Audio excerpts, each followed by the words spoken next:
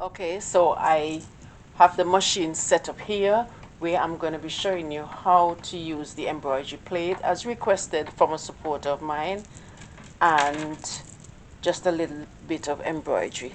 Alright, so I took off the regular foot, and this Silver Crest machine doesn't have a switch where you can bring down the feed dog, and because you can't do that, this is why they provide embroidery plate, so you can use that if you want to do freehand or freestyle embroidery. And I'm going to be putting on my embroidery foot, and this is what the embroidery foot looks like.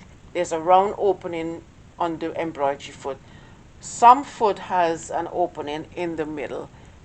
Alright, so if you have to get an embroidery foot, just make sure you have that opening in the middle. Alright, so then I'm going to put that on. And when you put this on, make sure to secure your foot, whether it's this embroidery foot or any other foot. Just tighten your screw at the side. Make sure that your bobbin thread is up.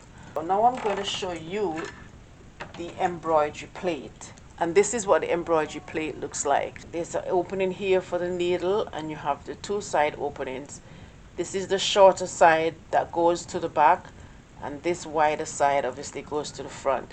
The smoothness of the plate is what is on top to rest the material on.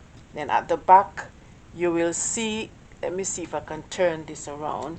Alright, so you see those knobs. Okay, you see those two little knobs right here. These are important. Alright, so let's go back to the machine. These two openings are where these two knob goes. Alright, so remember the shorter side is what goes to the back. So then this is what you do under the embroidery foot. Alright, you slide that over and you make sure the knobs are in the hole. First you're going to hear it goes click. Once that's done and you're sure that they're in the hole, you can just give it a slight press just to make sure that it's secure. The bobbin thread now is under the plate, but you want to bring it up. So we're going to bring the bobbin thread up. Okay, so you have your bobbin thread up here. The foot is up, so you don't have to worry about that as yet. Alright, I have the material here. I made a little bit of scribble in here just to show you. Right, so I am going to be starting, my pencil starts from here, so I'm going to put the needle right at my starting point. You're just going to slide the fabric under. And once you slide the fabric under, you put the needle at your starting point, right? And then you put your foot down. And even though the foot is down, you can see how freely this still moves around. Alright, so I'm going to make a few stitches. Alright, just a few. And then I'm going to cut the thread. Then I'm going to continue around the squiggly pattern I have here. So what I'll do, I'll just hold my material like this. Because as I said before, remember, we're not using the feed dog. On a regular day where you're using your straight stitch, you would not use the plate because you have the feed dog to move your material. But because we cover that up, we have to guide the material by our hand. I hope it's clear. If not, let me know. So now I'm going to go around my pattern.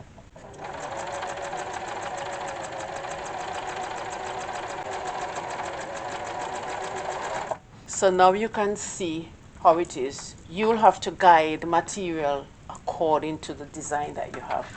Bring it a bit closer so you can see. This is the rest of the pencil. Alright, so this is where I stitch. This embroidery foot, you can also use it to dawn things.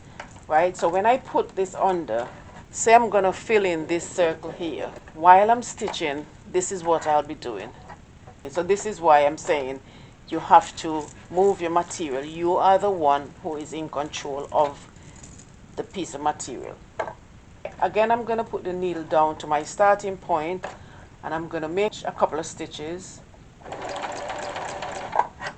Once I make those stitches, then I'm going to cut the thread. What I'm going to do is just try and fill just a little bit in the space, right?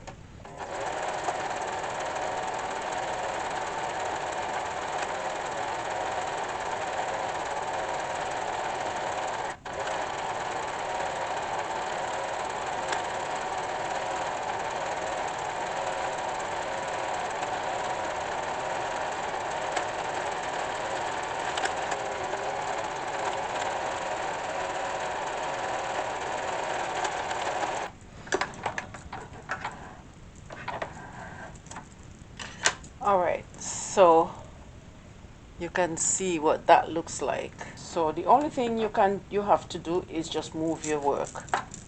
Just keep moving your work back and forth, side by side, whatever pattern. Alright, so I'm going to just reinforce the lines.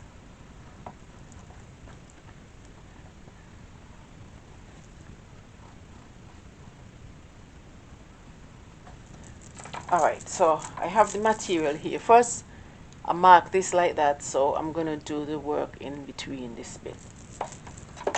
So you make sure your foot is up. Put the material under your embroidery foot. And I have a starting point, so I'm going to just put the needle down where I'm going to start. After you put the needle down, then you're going to bring your foot down, make a couple of stitches. Alright, once the stitch is made, I'm going to go ahead and cut the thread. I'm going to start with the embroidery.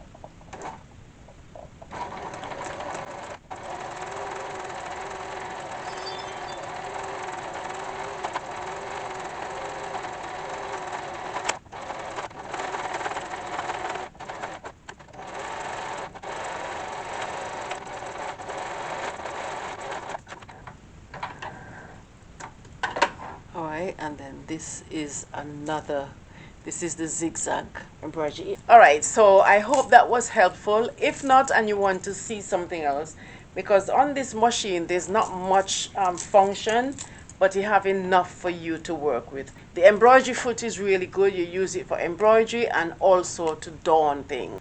You just use that, you go back and forth and you darn your work. Alright, I hope that was helpful. Please don't forget to like the video. Thank you for watching, and I'll see you next time.